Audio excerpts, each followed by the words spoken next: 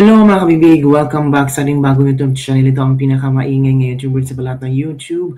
Ako si Kabibig, maglebag-lebag na ta with evidence malapit ang Pasko. Namamasko po. Share the blessing naman dyan. Salamat. So ito na kabibig ha. Nako, si Trillanes ba? Parang takot na. Oo, kabibig. Nanawagan na si Trillanes sa mga pro-Marcos, sa mga loyalista, sa mga kakamping, mga dilawan, unipink na magsama-sama para matalo si VP Sara sa 2028. Takot na talaga sila kabibig. So marami namang mga oto-oto na mga kakamping, mga unipink at mga suporta ni Bongbong Marcos naniwala kay Trillanes. Talagang combined power sila. Kung merong mang negative news tungkol kay VP Sara, sugod sila. Post ng post, comment ng comment sa social media. Naku po, kapiping. Parang nakikita ni Trillanes ewan ko ba kung meron pa ba silang pag-asa. Kaya ngayon, talagang minamadali ni Trillanes na makasuha or lumabas ang ICC warrant ni Bato. Posibleng si Trillanes na nasa likod niyan or nakipag-negotiate, nakipag-communicate sa ICC. We don't know, mga kabibig, di ba? Tapos, itong mga pinklawan, kakamping like Dilima, tapos yung pari na kakamping, very obvious naman, si Father Flaviano, so, Father Flavi, nagsampa ng kasong plunder ni Bibi Sara. Tapos sabi nila, itong bagong kaso ni Bibi Sara ng plunder, pwedeng gamitin for impeachment. O diba, konektado lahat. Diba?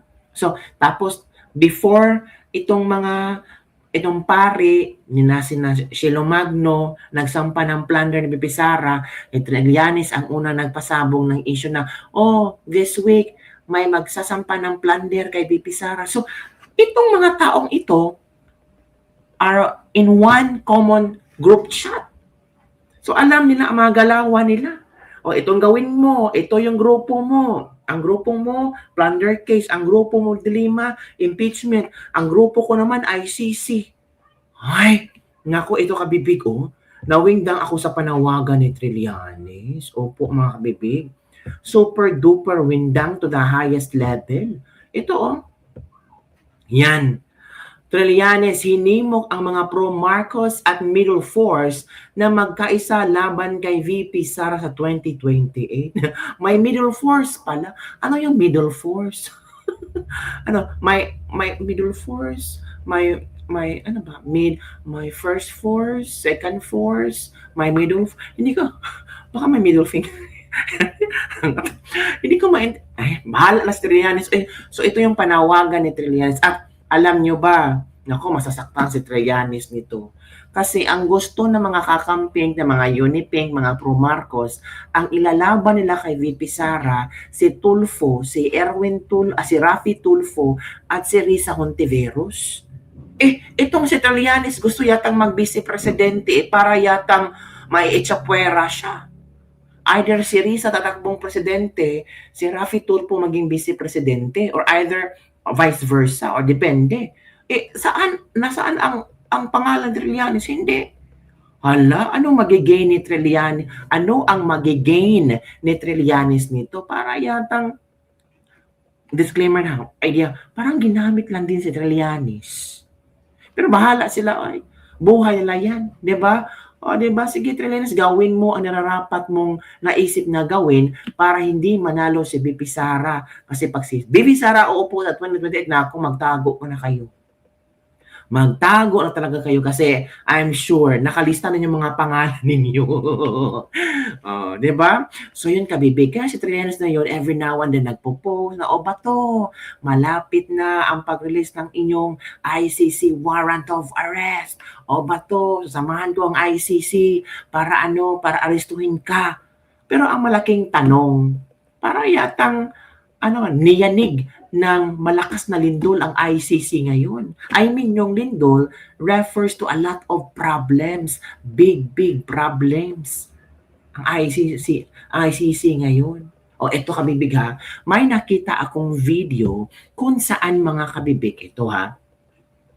May isang sikat na American vlogger At sabi pa ng ibang mga netizen, nabasa ko mga komento, itong American vlogger na ito ay medyo closeness ni Trump or medyo during sa panahon ng election ni Trump ba, malaki ang naitulong ng vlogger na ito para manalo si Trump. So there's a possibility na pakikinggan siya ni Donald Trump. Ay, totoo kaya yung kabibig? O ito yung video niya, i-share ko sa inyo kasi gusto niyang may iparating niya kay Donald Trump yung kanyang gustong tulungan. Alam niyo ba kung sino ang gusto niyang tulungan? Si Pangulong Rodrigo Roa Duterte. Nako, sana makarating ang video ito, no? Ito kabibig ha, makinig tayo. Go. Mr. President, I know you can hear my voice. The ex-president, yan, oh. your friend, See? a man who congratulated you for winning again the White House, the presidency of the United States of America, has been detained.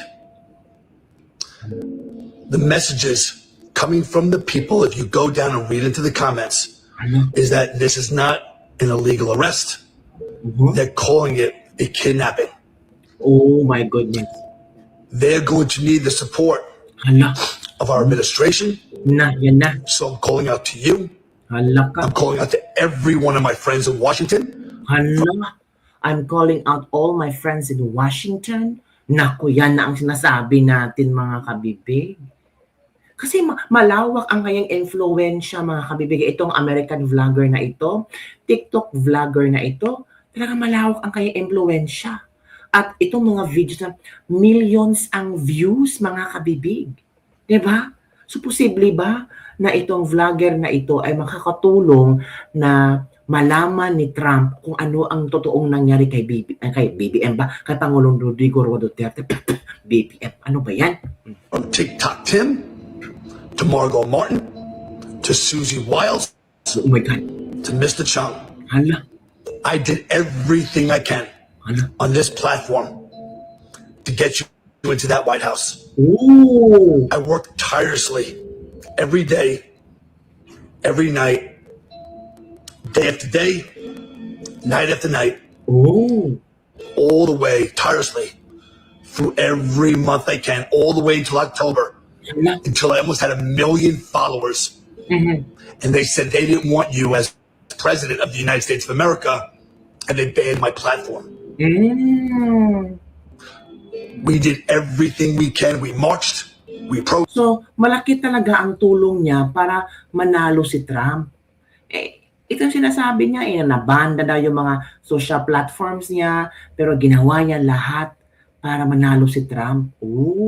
So ngayon, parang gusto niyang kausapin si Trump na tulungan si PRRD na makalabas sa ICC. There's a possibility, kabibig, kasi si Trump, talagang sinanction niya ang Amerika. Kasi galit na galit si Trump sa sanction, sa ICC. Diba? So there's a possibility, kabibig, na napanood na ang video ito ni Trump at meron nang ginawa si Donald Trump na sikretong pagtulong kay PRRD. We don't know, diba? Protested. We took over Long Island. We took over New York City. We proudly raised the flags of Donald J. Trump, saying that is our president and he needs to be back in power. So I'm asking you today, in this video, as I'm making it, as not one network has mentioned this over the news. All the fake media is refusing to report this. Not CNN, not Fox News, not MSNBC. Well, we didn't expect them to answer anyway. ABC, NBC, ABC, every single one of them. The only one station that I can find that is reporting of the atrocities coming out of the Philippines is the BBC. There are people that are hurting. There are people that are crying. The whole entire country is mourning. Yan na ang sinasabi natin. Nakaabot na talaga doon, kabibig. BBC is the only media daw na nag-cover sa mga taong nasaktan, umiyak, na talagang hindi makatanggap na si Pang Duterte ay nandun sa Hague na yun, sumisigaw ng totoong hustisya. Yung ibang mga media company, hindi pinansin ang nangyari kay Pangulong Duterte. So ngayon, ang ginawa niya, ginamit niya kanyang platform, itong platform na niya sa TikTok, para makakuha ng atensyon ni Trump. Makakuha ng atensyon ng maraming American citizens or from all over the world na makapanood sa kanyang video na malaman kung ano talaga ang totoong nangyari kay Tatay Digong. For the illegal taking of Duterte, therefore, Illegal taking of Duterte. So it means, alam niya kung ano ang totoong nangyari kay Pangulong Duterte. Illegal. He mentioned about the certain word, illegal detention. Ay, buti na lang. Ay, mananiwala kay may naniniwala sa mga OFW na palaging nagbibisita kay Tita Digong sa The Hague ba yung mga sinisigaw nila na this is illegal, mali ito. Buti na lang may naniwala ka, Bibig. Tinan nyo, father, what they call their dad of their country, the Philippines. I'm going to follow this story all the way through as I am learning myself and as the lovely and amazing people of the Philippines, of Indonesia, continue to educate me of what a hero and what an amazing man that this man is and what he did for the families, the women, the children, the sick, the elderly, what he has done for that country on his war against drugs. Anyway, have an incredible day, Mr. President. Thank you so much for bringing America back. Thank you so much for taking away to making America great again. Thank you so much for thinking about Canada, because I know you do, as we want equal and fair partnership up there. Thank you for making and working our way back to making North America great again. So yun, Kabibig, narinig nyo ha.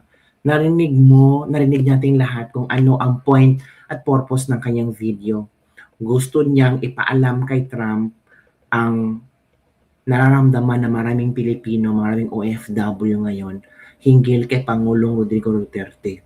Gustong ipaalam ng taong ito na illegal ang pagka-detain ni Pangulong Duterte sa ICC.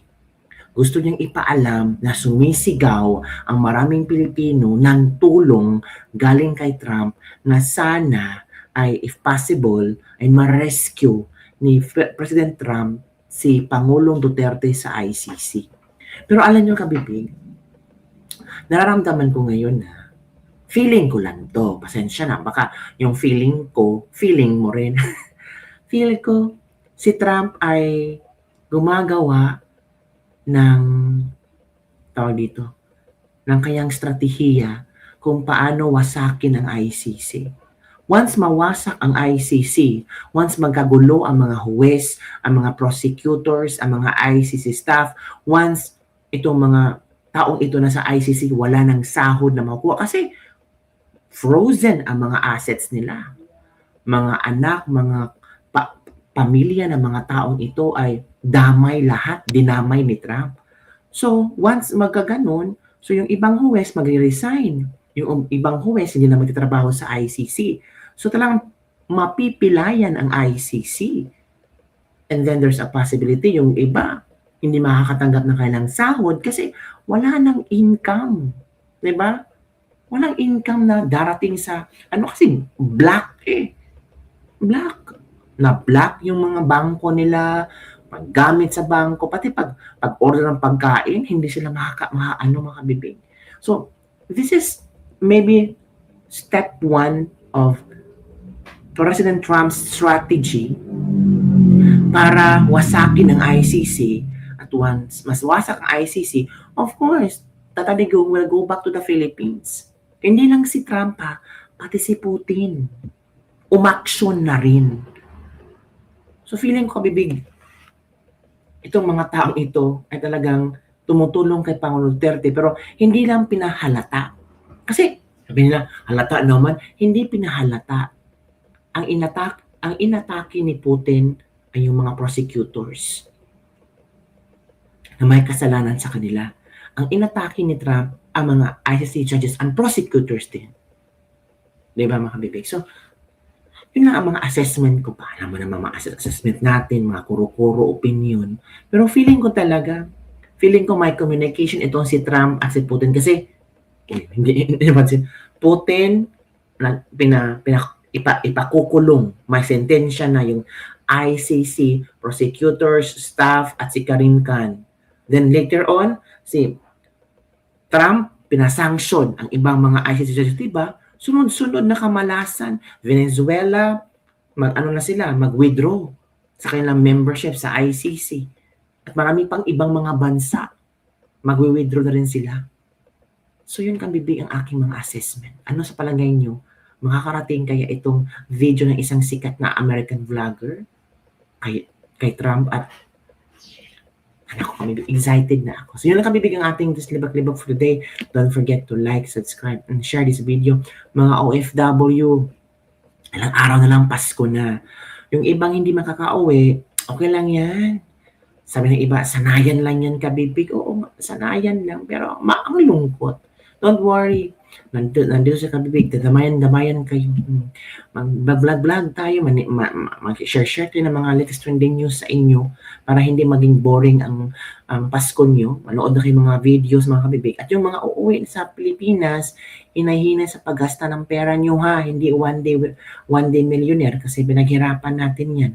Dapat mag-ipon, mag-savings para pagbalik sa kung saang lugar kayo babalik sa inyong trabaho, meron kayong perang magamit for your allowance. Baka pag balik nyo sa ibang bansa, nako, gutom ka na rin. Mga kabibig, yun lang kabibig. Don't forget to like, subscribe, and share this video. Bye everyone. See you next time.